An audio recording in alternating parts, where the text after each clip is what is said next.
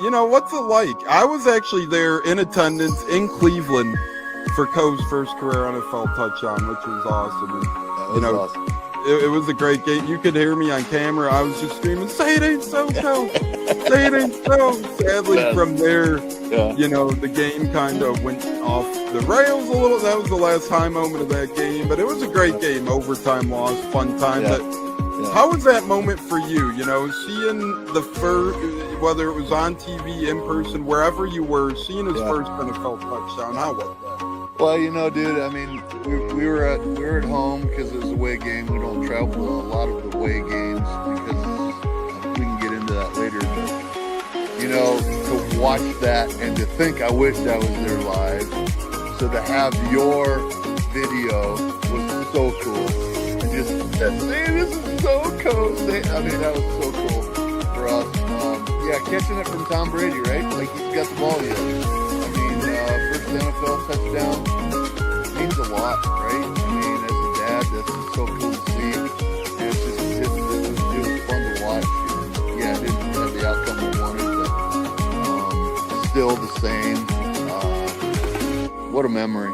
What a memory to have, right? So, and honestly, cool. those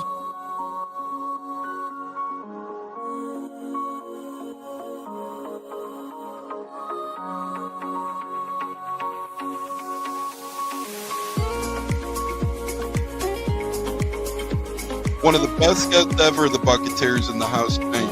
You guys hear him on Tampa radio all the time. He's one of the best in the business. My favorite personal in the business. That's why I'm elated tonight. Growing up in the Chicago area, you're used to sports radio. That's what gets me through the day. So this man does help get me through the day, I will say, with the Pat and Aaron show at work. Nothing like it. So it's incredible. It looks like we got Stunna bumbling in. I'm Tampa Tones. We are joined by lead goon tonight, host of the Pat and Aaron show of WDAE, Pat Donovan. And it sounds like Stunna is bumbling a little bit. Going to put him on mute for a second until that gets a little clear. But we're joined by Pat Donovan. It looks like Stunna's hanging out with Cheech and Chong in a car with the windows up or something over there. It does look like you got a little... No, my camera's broke. And he was trying to pull me in big time. And then I was like, nothing's happened with Indianapolis yet. Like, I really want to give Indy a chance. And then also I talked to Cody Gruden, once he took over Rich McCann, and still like, well, look, I was like, y'all just give me the opportunity to explore free agency, see what's going on, and then can I make it do it. All right, everyone, you are tuned into the Buccateers, a wide receiver, Kalen Geiger, and we are about to have a great pod. This is the Buccateers. You're tapped in, and here we go.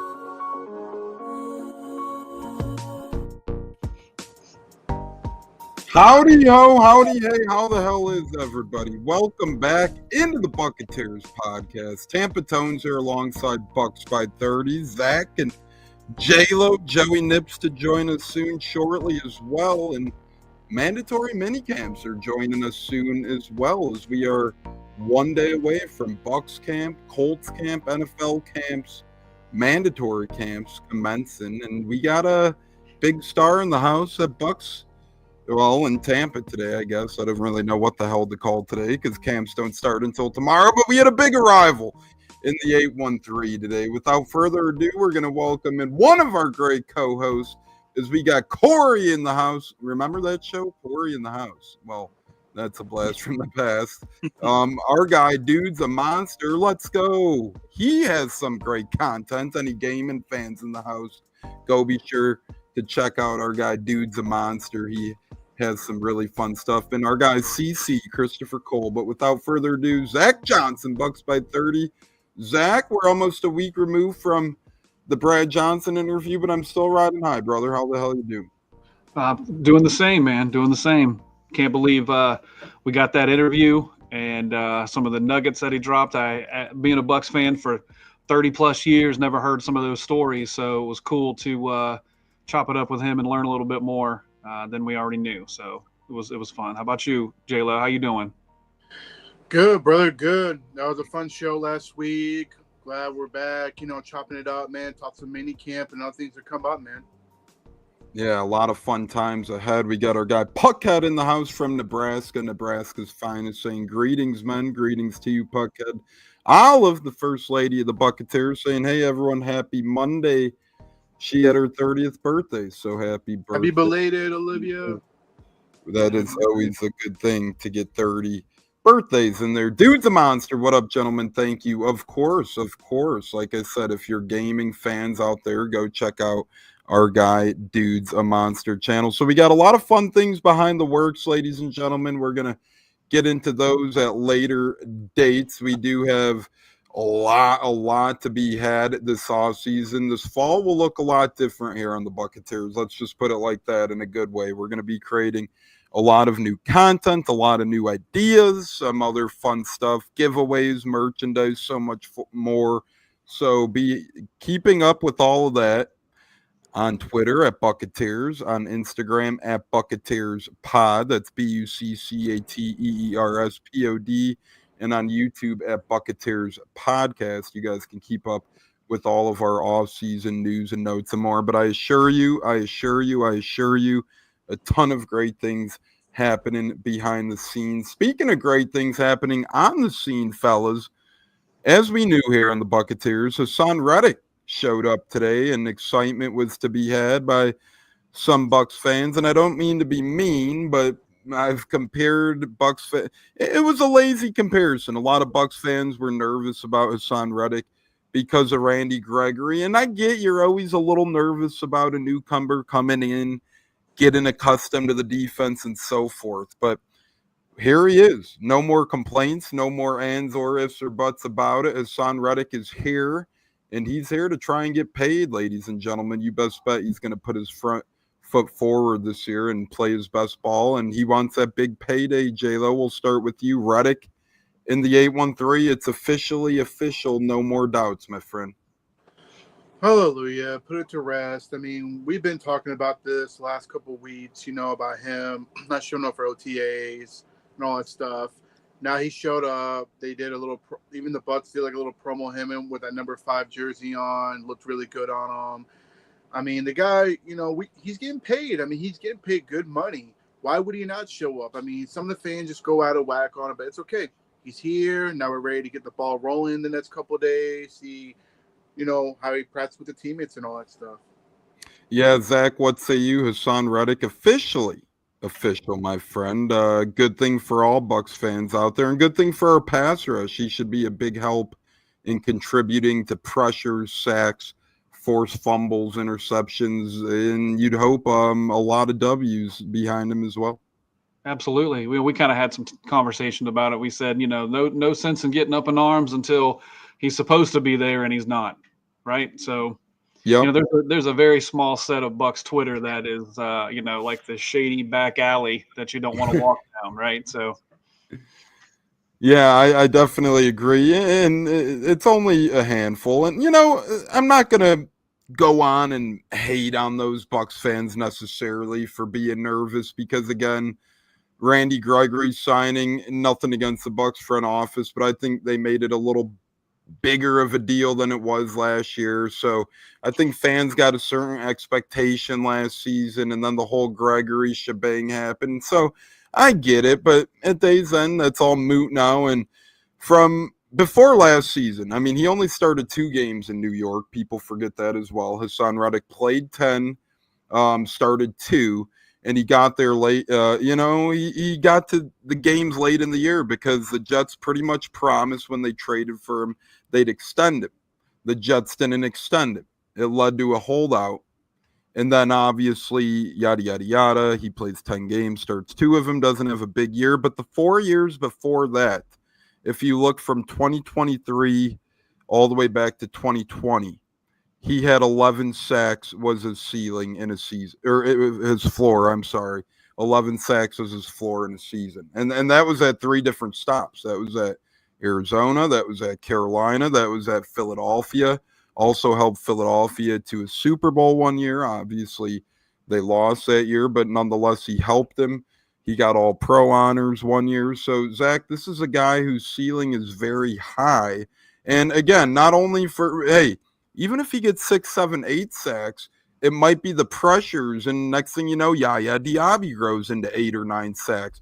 Kalijah Cansey, Vita Vea might become double-digit sack guys. It's not just so much what is Hassan Reddick going to do, but it's also what are others going to do with the benefit of Hassan Reddick potentially taking double teams off the edge. Absolutely. It's really about how he unlocks Todd Bowles' defense, right? If we can get closer to what we did in the Super Bowl against the Chiefs, where we didn't have to blitz, but we got that constant pressure, you see what the difference it makes in the secondary, right? So, yeah, just like you said, if he gets 6 sacks, but now Yaya's double digits or Cansey's double digits, and we're not blitzing, we're getting that pressure with 4, that's a win, right? That's a win. So it's a good signing, low risk, high reward. We do have some breaking news here as well, non-Bucs news, but former Browns running back Nick Chubb official signs with the Houston Texans, 1 year, $5 million. So that'll be interesting. I know it was rumored yesterday that he was likely to go there. Now it becomes official. $5 million for him is a pretty good deal for the Texans. I know he's been banged up and whatnot, but given his history, so. But yeah, I agree, Zach, and I'm very excited for Kalijah Cansey this year. I'm not going to lie. It might be. I mean, he's my favorite player, so I could be a little biased behind that. But this is a man who I think, if healthy, could get double-digit sacks, could contend for an All-Pro. Outside chance, but I wouldn't be shocked if he finishes top 5 to 10 in Defensive Player of the Year if he plays 16 plus games. Because you look at his body of work from the previous 2 seasons in such little time, he was very effective, and that was without the Bucs having very effective edge rushers. So with a healthy Kalijah Cansey and a Hassan Reddick, that's the scary duo right there. Jayla, what say you? No, I couldn't agree more. Cansey stays healthy. I'm really hoping for that. I agree with you. I think he could make a strong case and get double-digit stats and maybe even be talked about Defensive Player of the Year. But the rotation we got going on with Hassan Reddick, Yaya Diaby, then you got Nelson, and then we got Chris Braswell, who I think is going to have a big year coming up. I think he's going to definitely, at least get pressure the quarterback, like Zach mentioned. If you get pressure and you help other guys get stats, it's a win. I'm all for it. So I think we're probably the most fully depth we've ever been in the last couple of seasons, if you ask me, as far as the rotation goes for pass rushers, linebackers, even DBs. I mean, I feel more confident this year than I have been the last couple of seasons on this defense being, a lot better, being where they were in 2020.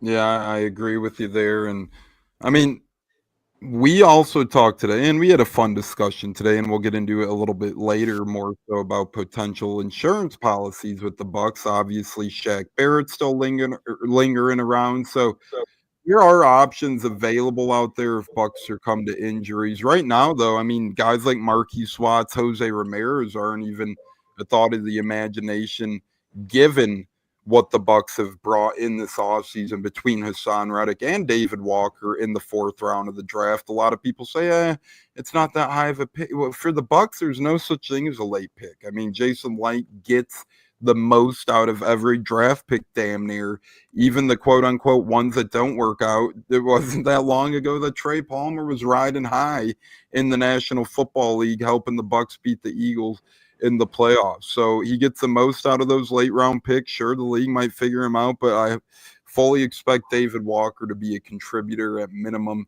to this Bucs team. Look at Anthony Nelson, mid-round pick. He's already entering year 7 for the Bucs. I mean, he's going to end up becoming the new Will Golston in terms of longevity and durability for this Bucs team. I really think Anthony Nelson starts and ends his career with the Bucs, but we'll save that for a rainy day here on the Buccateers, ladies and gentlemen. The great Zach Johnson, J-Lo, and myself here shortly to be joined by Joey Nips. Sorry to Facebook viewers, having some technical it's always something. I'm having some Facebook technical difficulties. I'm not sure if we are live on both of our Facebook streams right now. I know we are live on the Bucs Life Facebook stream, but on my personal Facebook feed, I'm not sure on that, but we are on YouTube. It's always something with technology, fellas.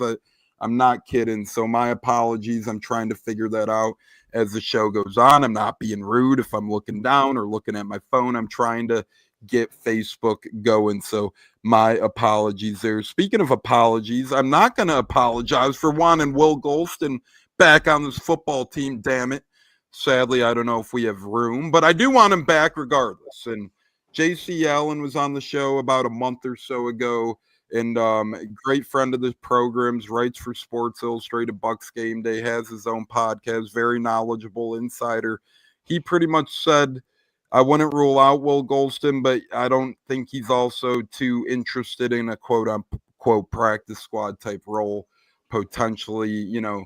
So when push comes to shove, fellas, right now the Bucs do have 7 defensive linemen. But fun question time, J-Lo. If you could have one Bucs insurance policy, could be a former Buck, could be another veteran out there available, could be a guy on the trade block, could be anybody out there. But J-Lo, if you were to have an insurance policy for this Bucs team, given the depth of some positions or lack of depth, therefore, of I should say, potentially, J-Lo, who's on your speed dial line one as say it's week 3 and sadly an injury occurs. Say it's July late into camp and an injury occurs.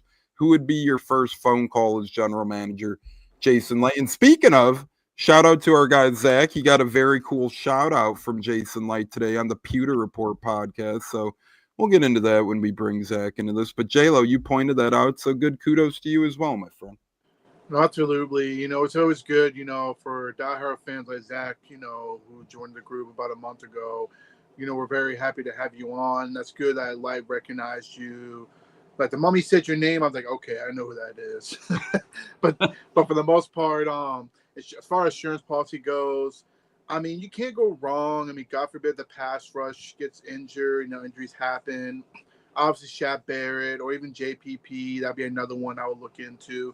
You know, I wouldn't expect double digits out of these guys, but maybe like a role player to help the younger, you know, group of guys in there. I can step in there, you know, when it's game time. Because obviously, Shaq Barrett, JPP, they're not a full 17 go guys anymore. No disrespect to them, but they could be a good role player and help, you know, teach the younger ones to get them game prep ready to go. So that would be my first contact I would think of. It's either Shaq Barrett or JPP. Somebody who's familiar with Todd Bowles' system as well. That's another thing. Familiarity is another big one because you can't go sign somebody out the street expecting to be ready the first game of the year. At least these guys, you know, they're professionals to where they're ready to go in there when their name is called. That's my opinion on who I would call first. Zach, are you in agreement? Would you have the same backup as J-Lo, or are you heading elsewhere in your insurance policy? Oh, man, I think the one position that we can't have a big injury in is at safety. You know, we're one injury to Winfield away from, you know, a couple rookies being back there. You know, and you know, last year we were scraping the Ryan Neal barrel again. So you know, that's we did. You know, we got Tyke's cross training there. You got Izzy cross training. You know, we brought in JJ Roberts from Marshall, but you really don't want to hang it on a rookie. I don't know. I think that would be a place where we could entertain bringing somebody in, but you know, what do? Do you bring in just a 1-year guy, or are you looking to?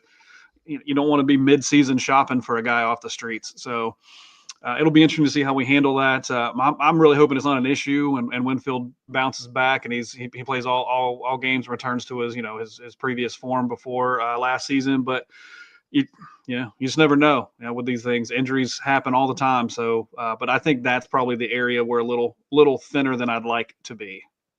Yeah, and no disagreement there. I mean, safety is one of those things where I feel like they're hiding their love of Tyke Smith back there a little more than we think. But even if you look past that, you would probably like a little more depth back there. Now, I know drafting guys like Parrish and Benjamin Morrison may ultimately allow the Bucs to kind of move an Izzy and Tyke more so to safety, but you'd still like to see a little bit more back there. I know they brought back Merriweather, and that's cool. He's a good depth piece, but at the end of the day, are you really comfortable, and no knock on them, but Marcus Banks of the world, Rashad Wisdoms of the world, I mean, we do have Roberts and Sanders as UDFAs, but let's be honest, I'm pretty much already locking in Desmond Watson as a UDFA to the roster.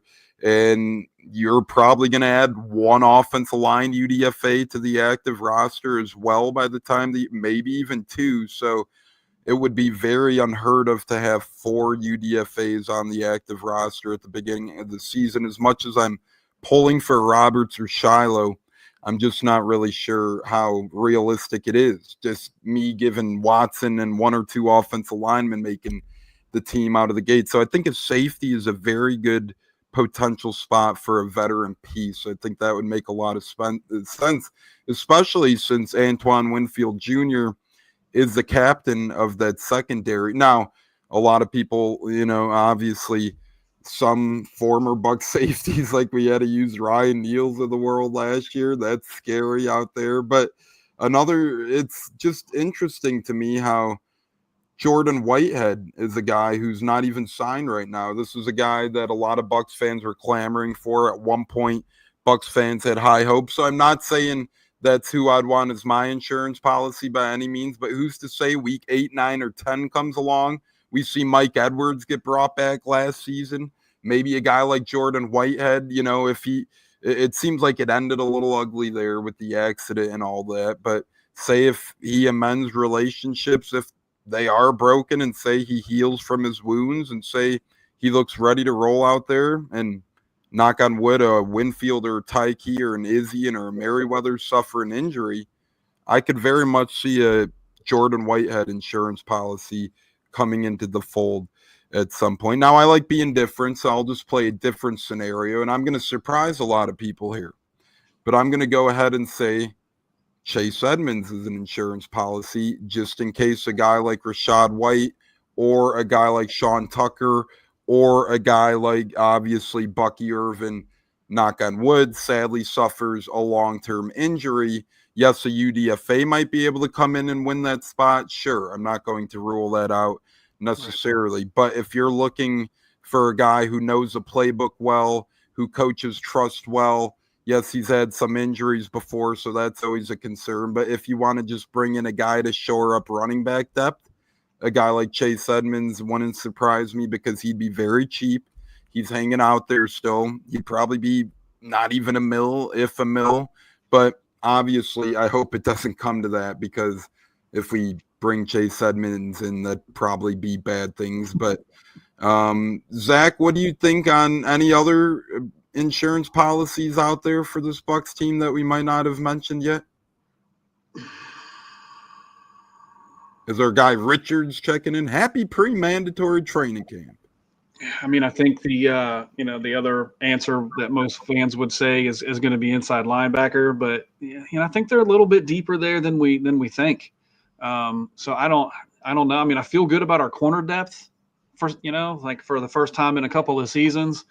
I don't know, man. I think I feel confident in a lot of the positions. So I don't know. Maybe if I had to say something, and maybe outside linebacker, you just never have enough pass rushers, but that would be about it, honestly. And I agree. I'm really actually happy with the foundation of this Bucs roster, top to bottom. And I know that could change, and sure, our opinions will change. But as of right now, I probably haven't felt this good about a Bucs team since 2020, 2021.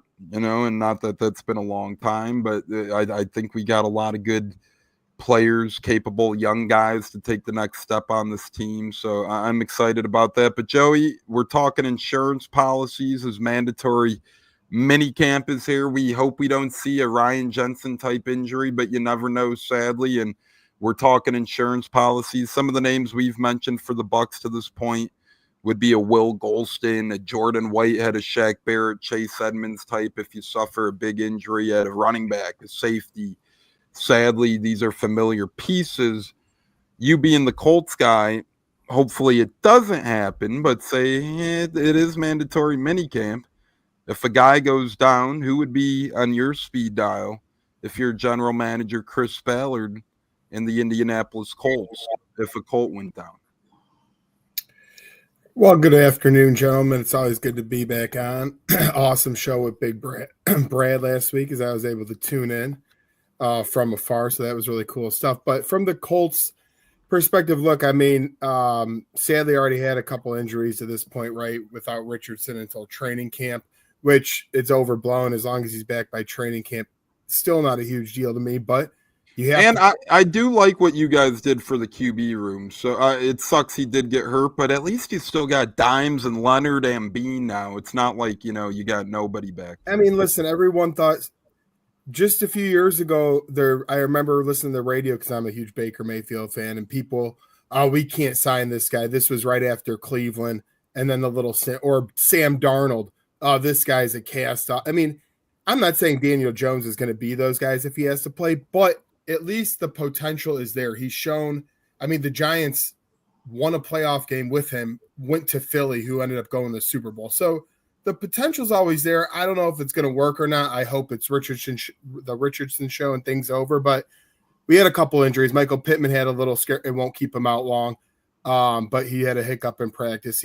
Zaire Franklin got surgery a month ago, so he's out till training camp. So I guess my point more so is whether it's mandatory camp, training camp, preseason, you need bodies on the field. Are the rosters bigger right now? Of course. But at the end of the day, who's going to be there when it matters most for you? And depth is a big part of it. I always say, like with cornerbacks or like phone chargers, you can never have enough of them. You might have one, but guess what? You lose one. The next one, it breaks. You drop it on the ground. They're always needed. So in terms of exact players I'm pinpointing, I don't really have anybody great off the top of my head, but there's a few positions I can name where, okay, yeah, if Michael Pittman or somebody went down for a while, now we need another receiver because, yeah, we have our 2 and our 3, but then you're missing your guy who's coming over the middle, taking the hard hits, catching the ball. If you lose, God forbid, a Tyler Warren, our tight end room is like us 4 guys here all over again. So, I mean, there's just, all jokes aside, there's things you do. One player goes down, and I know it's hard to say that, right, because it's injuries you don't want to happen, but we're all one step away from that happening. So those are the things I look at, and all I hope for the Colts the rest of this mandatory camp before they take their little break before training camp. I don't want to see my phone blow up because that probably means an injury happened at this point. Unless you make some big trade for Hendrickson or something out there or somebody else of that nature, you're probably going to get an injury-related news if your phone's blowing up right now. Yeah, and I remember all too well the Ryan Jensen injury when it happened, and that was very unfortunate. And it just sucks when you get injuries this early on, but it's inevitable, and you got to prepare for these type of things. That's why right now in the Buccateers, we just gave some of our biggest insurance policies for the Bucs and Colts if we had to go to Plan Bs, which hopefully we will not have to go to. But as we know, it's a National Football League, and things happen every single day. I mean, I remember that's why I try and have fantasy football drafts that, are non-keeper leagues, but the ones that are redraft every year, I try and have as close to the draft as close to week 1 as possible, because I remember a couple of years ago, it's like the Ravens, you had Dobbins and Edwards both go down like in the couple of days before the regular season starts, and it's like, damn it, man. So you never know. Well, even look at the Buccaneers wide receiver room. They have one of the best wide receiver that's always underrated when you look at rankings online and stuff. But when healthy, they're one of the best crews in the league. But we know Evans and Godwin can have injuries. So from a fantasy perspective, and that's fantasy, of course, but God forbid one of those guys down go half the season, the Bucs might get him back in the playoffs, but a fantasy owner won't. So the Bucs have one of the best wide receiver rooms in the league, but injuries we know are a part of the game, and it could be with one of those 2 gentlemen. Yeah, and as we said as well, for those who missed it, Nick Chubb is a Houston Texan. The contract details officially came out. Oh, that's official, huh? 1 year, $5 million for the Chubster. So, I think a good flyer. Why not? Yeah, that's what we were saying as well. Doesn't really hurt necessarily. I mean, again, insurance, right? We're talking about it right now. If Joe Mixon goes down, and that's a good guy to turn to. Fire the damn cannons! Go Bucs! Go Bucs! Go Bucs! Is Bucs 78 is joining us. We will be live a plethora of times this week as well, ladies and gentlemen. We're going to be coming back live Wednesday. We're hoping to get a guest on that, and one of our potentials went south, but that's neither here or there. But, you know, some people are busy. So we'll be back Wednesday, and we will be back Saturday morning as well here on the Buccateers. Wednesday, we'll be back around 6 p.m. Eastern, and Saturday, we'll be here around 10:30 a.m. Eastern as well. And once again, Facebook, I know we have viewers on right now, but I can't see you guys. It's acting up. It's acting wonky, so we appreciate. We got 4 likes on Facebook, whoever the hell it might be. I'm guessing it's the Godfather or Fabrice or some of the usuals, but we do appreciate you guys greatly. Richard, you're Pretty right. spot on. You know your show pretty well. Yeah, exactly. You know, you probably get the same pocket of Facebook peeps, but we appreciate it.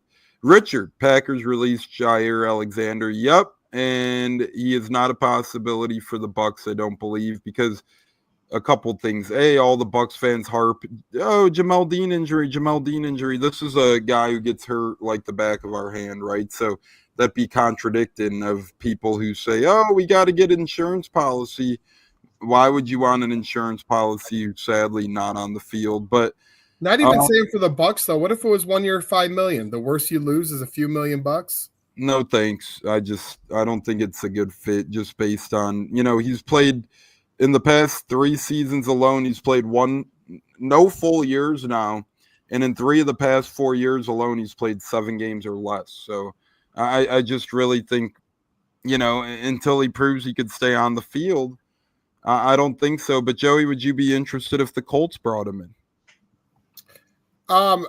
Even though our room is pretty, that's not a couple years ago when I said this, but since our room's pretty loaded, I still, if you tell me now, again, money matters and all that, I feel some team's going to probably be dumb and give them a little too much years or money. But if you were sitting here just since the Chubb deal happened, if somebody told me 1 year, $5 million, I'll sign him in a heartbeat. He won't be a starter. He won't be in our top 3.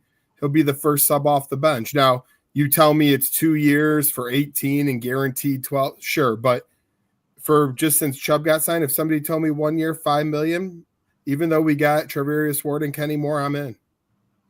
I don't blame you. I just don't like, you know, we just have too many rookies on this Bucs team to get reps in to get on the field in order to squeeze a guy like that. Now, again, it's December or something, and he hasn't been signed yet for medical reasons, and the Bucs need a body back there. I would consider that, but J-Lo, right now, what say you? I would say no for the Bucs. Well, you got to remember that Jason Lion invested premium pits back-to-back corners in the 2nd and 3rd round. So obviously they're going to see the field, and they're not going to be put on the bench. I just don't see why you're bringing in Jaire Alexander unless it's a significant, you know, injury prone going on with Dean, which I don't think that's the case. I feel that they're going to stick with the young rookies. Even if it's a 1 year, $5 million deal, we don't need him right now. Right now, we got Dean, we got McCollum, our 2, you know, outside corners. You got Morrison, who I think will be ready to play when his name is called. And this is a key point too, J-Lo, not to cut you off, but our guy Puckhead is a Packer fan too. He brings up Alexander got suspended last season for team conduct. And that's another thing. I mean, he doesn't have very good, you know, personality at times. He's made not very smart decisions to where he pays the price and he's not on the field. He's a great physical player. We've seen him play against a few times. But, however, if you're not going to be able to be on the field because you can't make, you know, great choices, then what's the point of bringing you in? I mean, you might as well just go ahead, try to clean up your act, you know, try to better yourself. Because I agree with Puckhead. He does have a little head problem. That's just my opinion. But we're good. Now, if he goes to the Colts, okay, fine. There's going to be a team that's going to overpay this guy a little bit of money to bring him in, which is fine. But he won't be here. I just feel we're good. We don't need him. Even if our Packer guys said good move by the Packers, addition by subtraction. I mean, for a Packers fan to say that tells you a lot about Alexander and what he meant to that team. Yeah, and it's sad, right? At one point, a captain, a rising star, and that again, just like we said earlier, goes to show how quick things change in the NFL. One day you go from the face of the franchise, unsung hero. One day you go to chop liver, looking at a $5 million, $10 million prove-it deal. Zach, what say you, Jaire Alexander, Bucs or other landing spot potentials? I think this is one of those cases where the name outweighs the ability on the field, right? Because what's the best ability? Availability. Right? So only way I would see it working is if,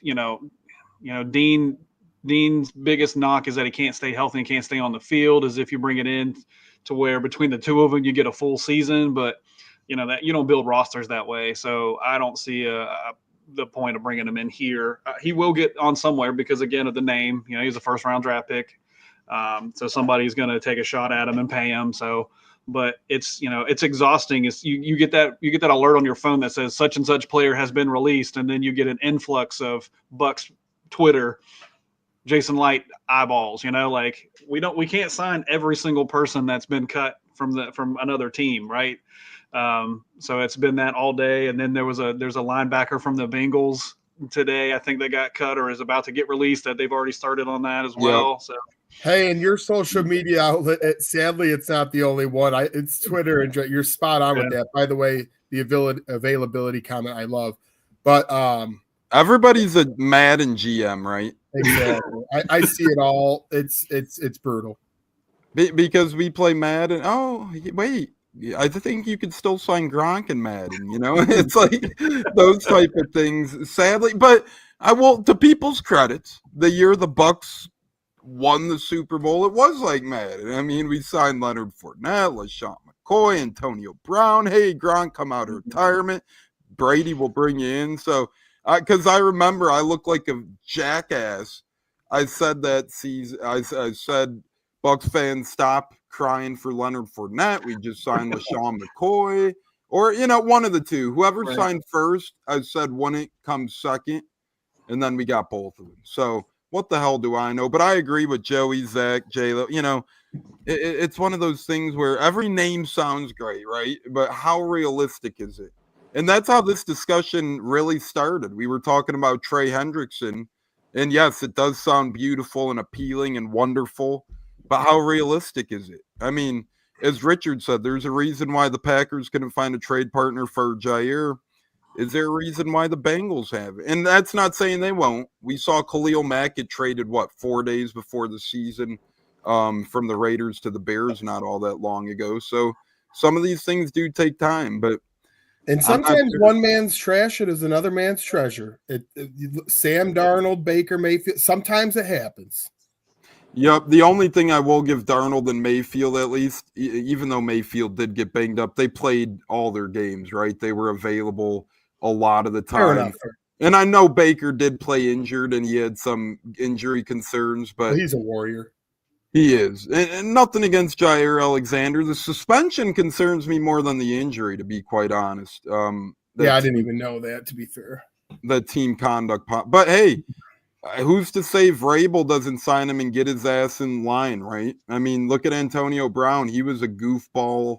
He damn near cut his feet off to not play with the Raiders. And then he's flipping some girl around in the pool playing dong ball with the Patriots. And then he ends up in Tampa. And, we know how that ends. So you never know. I mean, you truly never know. But we're here on the Buccateers. Joey Nips, J-Lo, Bucs by 30. We're talking all great things. Mandatory minicamp starts tomorrow.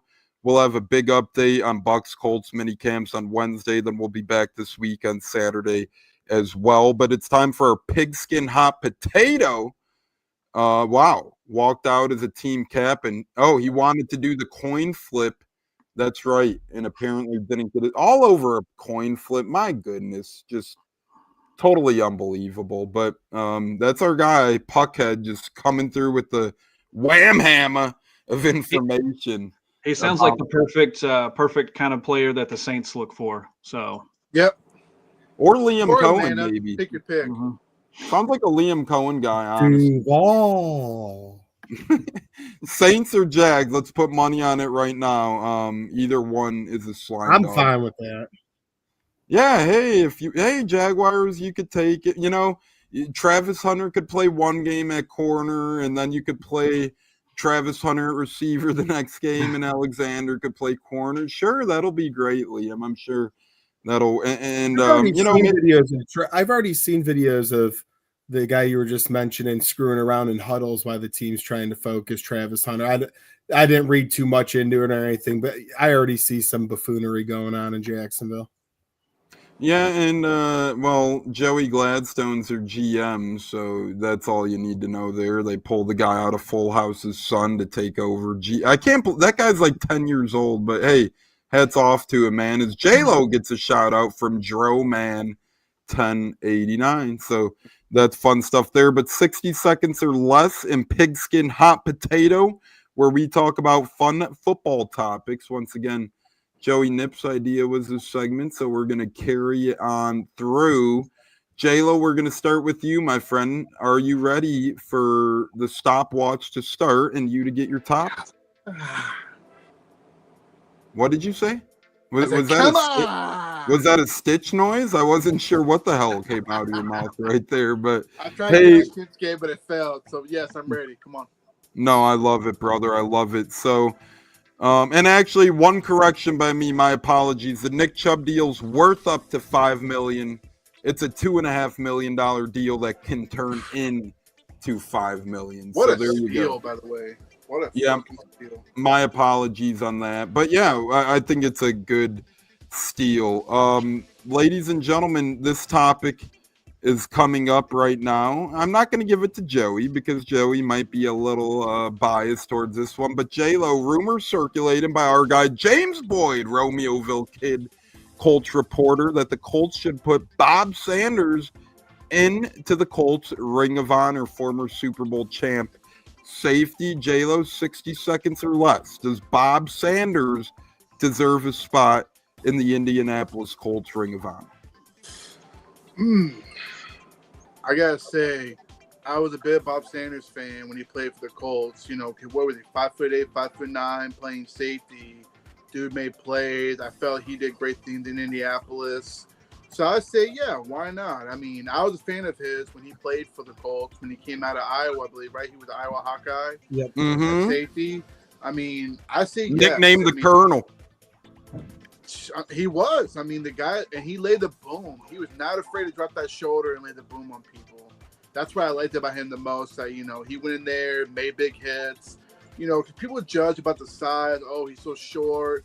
But, man, when you drop that shoulder pad on and you pop that ball out, to me, I feel he was a great contributor to the Colts organization. So I would say yes. Well done. You got it done in 55 seconds. Yeah, I think he'll get into there eventually. The only thing with Bob Sanders, and I loved him, he was great, and you know, a lot of people do it, but I believe he may have been suspended for PEDs at some point in his career. I'm not 100% sure on that.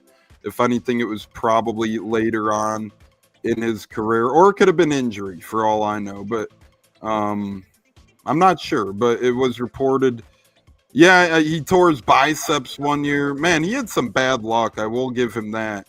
He was placed on IR after IR after IR after home run starts. But Joey, thoughts on J-Lo? Do you agree with them? Colts Ring of Honor? Oh, yeah, absolutely. It is crazy, man. When you look at his games played, it is minimal.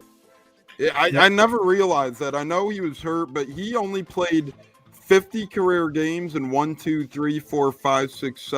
NFL seasons. That's sad. He was not big on the regular season. The importance of him was, and I'll keep it short, when we won the Super Bowl, and we would not have won the Super Bowl in 2005 season without him. We won on defense. We let up 6 points to a Chiefs team that everybody was high on with Larry Johnson. We went to Baltimore with Steve McNair and Jamal Lewis. They only let up 4 field goals. And then everyone knows the iconic New England game. That was crazy. But injured a ton, great hard-nosed player, but we don't win a Super Bowl ring without that man. Yeah, I agree with that, and I do greatly agree with that. And, you know, maybe he never – but even if he did take PEDs, I couldn't blame him at that point with his injuries. It would probably be more of a Gerald McCoy-type recovery, revival. I don't know if he ever did take him. I forget now, but maybe not. Maybe he was just hurt a lot. Sad stuff, though, but I do think he should be and the Colts Ring of Honor as well for what he did for the franchise, and he helped bring him a ring. So next up, we'll ring in Zach, Bucs by 30. Zach, are you ready for your topic, my man? Yes, sir. All right, let's see this. The easiest 2025 schedules ranked by PFF. 3, not 1, not 2, but 3 NFC South teams, ladies and gentlemen, have top 5 easiest schedules right now. That is the Saints, that is the Falcons, and that is the Panthers. 49ers are ranked the easiest schedule. Saints ranked second easiest. Patriots third easiest. Falcons fourth. Panthers fifth easiest. Zach, do you put a lot? To me, things change quickly in the league, but I'm going to ask you, do you put a lot of stock into the easiest and hardest schedule before the year even starts? What say you? I do not. There's too many variables. New systems come in. You got a lot of turnover within the teams, new coaches. Players get hurt. Players get hot. There's guys are playing for a contract. They play. They play out of their minds. A few years ago, you saw stuff like Peyton Hillis comes out of nowhere. Browns are relevant, winning some games. So you just never. There's too many factors, man, to think that you can base it off of previous years and say this is what your performance is going to be for this next season. Just because that's what the draft is for, and the offseason is for, is to make those changes, to make adjustments, so that you perform better than you did the prior year. So I don't put too much stock in that at all. So the games are won on Sundays. They're not won in a conference room while they're putting together a strength of schedule. Zach, well done. 55 seconds. I agree. To me, once the couple of weeks into the season hit, you could get a better idea of how that schedule might be. But looks like Kyle Tucker just hit a home run for the Cubs, says Christopher Cole. So there we go. But Zach, I think you killed it. I think, but it's just funny how 3 NFC South teams get ranked in the top 5 easiest schedules. Well, they all play each other twice, so that probably helps. That is true, right? Saints playing Panthers twice, Falcons twice. You guys play each other twice. Yeah. But yeah, very good points there from Zach and JLo on their topics. Joey, that brings us to your topic, my friend. Like D-Generation X once said, are you ready? Let's go. Now, since you're a Colts guy, we're going to give you another Colts one. And obviously sad the late, great Jim Irsay passed away. But good news for Colts fans is the franchise does stay in the family's hands. Joey, it's going to be led by Carly Irsay Gordon, Kaylin Jackson, and Casey Foyt. The 3 daughters of Jim Irsay are taking over the team. As a Colts fan, what say you on the state of the franchise in the hands of these 3 great ladies, who I will say Jim Irsay has let them do a pretty good bit of the lifting the past decade or so regardless. But how is Colts Nation feeling about these 3 ladies taking over as the face of the franchise? Once we get through, obviously, it's very sad that he was lost, but I think Colts Nation pretty happy about things on the other side, because these daughters of his have been very active, especially the main one, who's all over most of the articles you see, but all 3 have ownership. And we love seeing Irsay in his, post game. He's one of those always in the locker room, is big game James said the other week and stuff like that. Very kind-hearted guy, but times are changing, things are growing. And I love that it's staying in Indianapolis. You get new ownership with teams like the Colts, the Buccaneers, other teams, small marketplaces. You never know what weary things could happen when owners go on or sell things. So I'm very happy that it's staying in the family, because anything could happen at that point in time. So Colts Nation, once we get all over the sad stuff, it's going to be a great time. And I think they're going to do a really good job, as they're not the first women owners and won't be the last. Yeah, I love David's reply. Great stuff, Joey. Mr. Magic says, let's get Jaire. David says, no, y'all want to literally every single name. Exactly. We did talk about that. If you want to watch a replay, you guys could see out of us 4 who wants Jaire, who doesn't want Jaire, but no wrong answer. But yeah, I'm glad for the Colts. In sports nowadays, especially, there's always all this hubba bubba of going to bigger markets. And I don't think the Colts aren't safe, don't get me wrong, but you just never know. Now that they keep it in-house, Colts football is here to stay for a long, long time, ladies and gentlemen. That's our pigskin hot potato. We're going to get to breadwinners, upcoming schedule, Legend of the Fall, and final words here. Upcoming schedule, like I said, friendly reminder, Wednesday, 6 o'clock p.m. Eastern. We're going to be back talking the first 2 days of NFL minicamps, Buck mandatory camp, and so much more great stuff. Then Saturday, we'll be back talking all things sports, Saturday, 10:30 a.m. Eastern, Wednesday, 6 o'clock p.m. Eastern here on the Buccateers. Our Legends of the Fall tours continuing in July. We're getting Anthony Gator on. That's going to be an exciting one, talking all things Bucs ball, who he preferred out of head coaches. He's told this story before. Lovie Smith or Greg Schiano. The answer might actually surprise you guys. That's a man who has a lot of respect for Greg Schiano. I know a lot of Bucs fans don't, but Anthony Gator does, and the stories are endless. Just like Brad Johnson's, which replay is available now on Apple, Spotify, YouTube, Google, and so much more. Big Bad Brad, the Pitbull Brad Johnson, Super Bowl quarterback champion. Speaking of Ring of Honor, should be in the Bucs Ring of Honor, but he joined the show last week. Find out if Captain Hook took advantage of him on the teacups ride or so much more. It was a lot of fun last week on the show. Shout out to Zach for setting that one up. Great stuff there. Fellas, breadwinners, before we get to final words, let's see how we did with last time we did breadwinners. J-Lo, Florida, they were heavy favorites and they got their ass kicked. Embarrassing head coach, embarrassing baseball moment. J-Lo, you're lucky you won the damn basketball championship, or I'd gun your Gators baseball elimination a little more, brother. So I won't get into it too much more. Joey had the White Sox. They barely lost that day. I remember 3-2, I believe, but not a bad one. I had the Cubs at minus 165. So yay, that one is $15 right there. So guys, we do move on to, let's see, we're looks like 26 and 11 now, so still faring pretty damn well, hovering around plus 275. So 26 and 11 plus 275, I believe, on bread winners. J-Lo, we'll start with you. You could pick one from now until Wednesday, because that's the next time we'll be on, brother. Or no, from now until Saturday. But what say you, breadwinner J-Lo? Where are you going? Give me the Padres at home against the Dodgers tonight. They got Nick Pivetta as their pitcher going on. I think he's been their top dog at 6-2. So give me the Padres at home. I know the Dodgers are favored at negative 125. So give me the Padres at home. I like that pick, Joey. J-Lo's going baseball. Are you going tonight, tomorrow? What sport you heading? What say you, Joey? I'm going to go baseball tonight.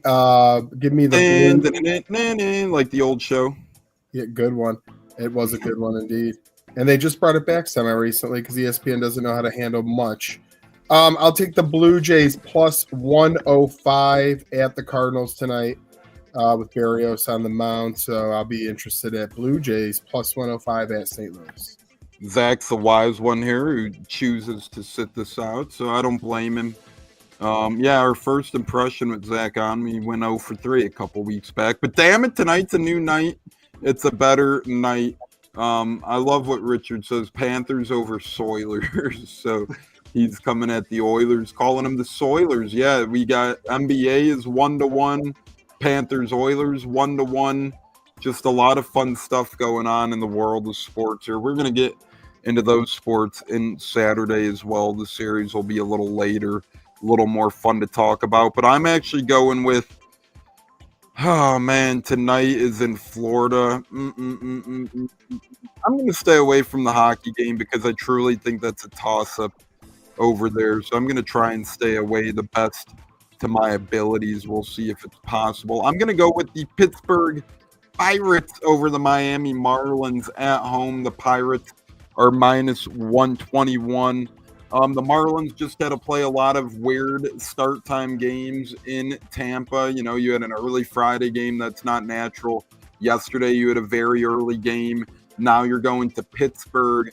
I think the Marlins might be sleeping a little bit. Pittsburgh is minus 121 at home tonight versus Miami. But we're all going baseball, fellas. So, hey, if you're out there, throw a little money on it. Padres, J-Lo has as his breadwinner. Joey has a baseball breadwinner as well, as he picked Toronto against the Cardinals, and then I picked Pittsburgh against Miami. So good stuff there, fellas. I'm a fan of those three. Andre Payante's pitching for the Cardinals, I believe, who hasn't had the best past month or so. But fellas, before we get to final words, Joey, last little word for Colts minicamp. Mandatory minicamp starts tomorrow. What's one thing you hope to see in these 3 days of Colts mandatory minicamp? Them and the Bucs have the same couple of days. It's the 12th through the 5th, or not, I'm sorry. It's the 10th through the 13th, I want to say. Yeah, no, like I said, I just don't want to see injuries of any kind. That's the last thing you need before they take these few weeks to get a couple little vacation in and get back before training camp. So for me, it's just no injuries, and I'll be watching the press conference tomorrow by the new daughters owning the Indianapolis Colts. Yes, sir. Zach, what say you? Final word for mandatory minicamp in the NFL. Yeah, Colts is 10th through 12th, Bucs is 10th through 12th, so same exact one.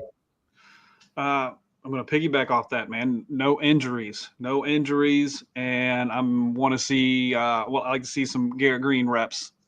Garrett Green, ex-West Virginia quarterback, turning wide receiver, could be a fun gadget. J-Lo mandatory minicamp. Des Watson, probably the apple of your eye. Absolutely, man. I mean, I'm looking forward to seeing the whole team together as a whole. Looking forward to seeing Chris Godwin, whether he practices or not, seeing him on the sideline at least. Just having the whole team together is very big for real Bucs fans. That love just to see the team together and just develop chemistry and all that stuff. Hopefully, no injuries. I piggyback off both Joey and Zach. No injuries, please. And let's just enjoy. We're getting closer to football. We're getting that close. We're not that far away.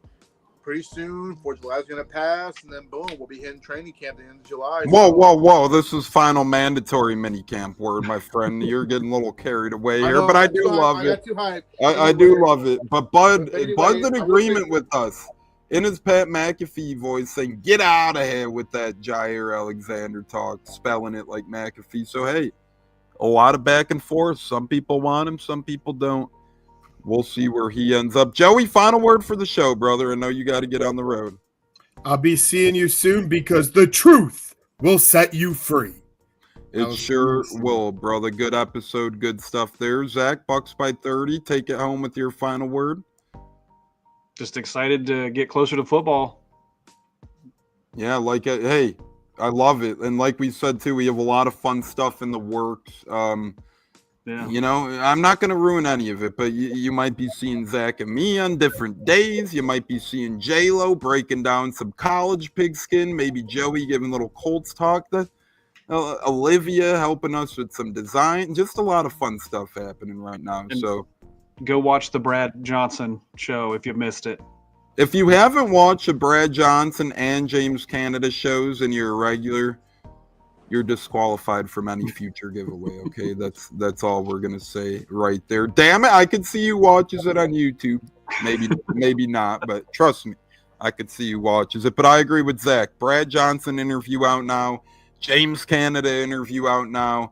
I mean, these former Bucs, and it was really fun because James Canada had nothing but great things to say about Brad Johnson. Brad Johnson had nothing but great things to say about James Canada. They only overlapped a year. They both had incredible stories. Brad Johnson had some epic Super Bowl stories. James Canada had a lot of great Jim Irsay behind the scenes stuff. So just classic time. Brad Johnson especially, but James Canada as well. Two great stand-up gentlemen who we love here on the Buccateers. J-Lo final, and now you could resume that July and August talk that you were doing. No, I will say this. Shout out to Evan Longoria. He retired as a Ray. He signed a one-day contract on Saturday and got a little nice standing ovation from the fans. Looking forward to him retiring when he gets put in the Rays Ring of Honor next year in the Trop. And then also shout out to Olivia. Happy Dirty 30. You're an awesome person. God bless you. Can't wait to see you soon. And that's all I really got to say, man. And I'll see y'all next episode. Go Bucs. Go Bucs, go Bucs, fire the damn cannon. My thing is over these next couple of, I always say it every offseason, enjoy it.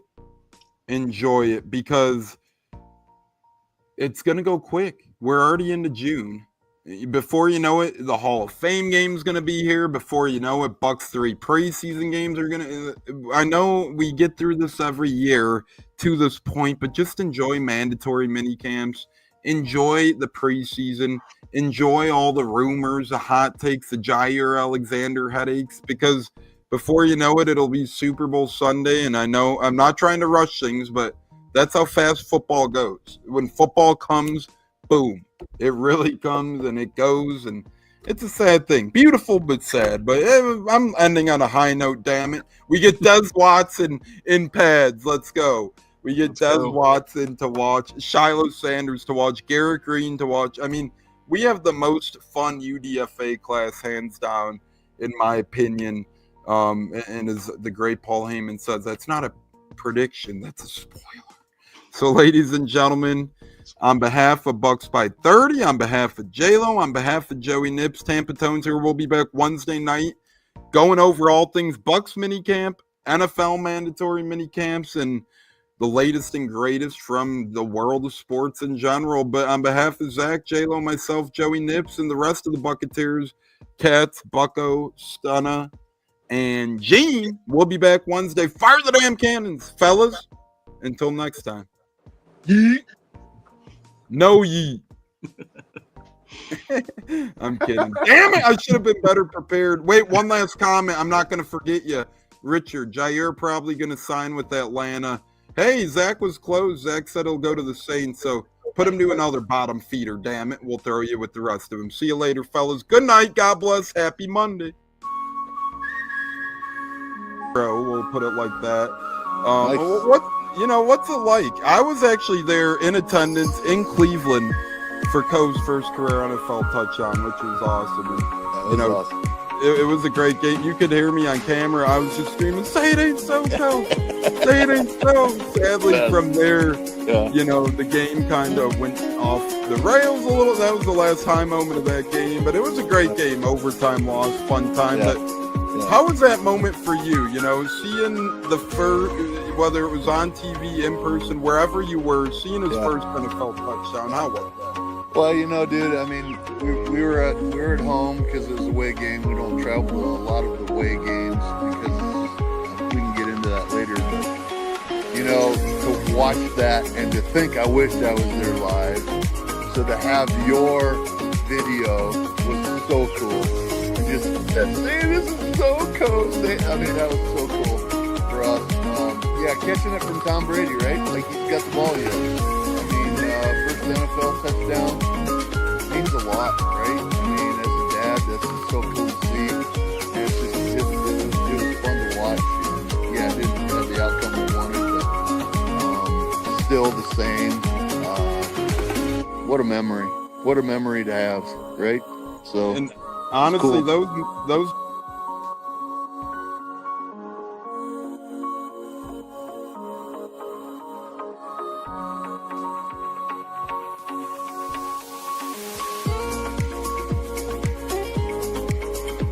One of the best guests ever, the Buccateers in the house.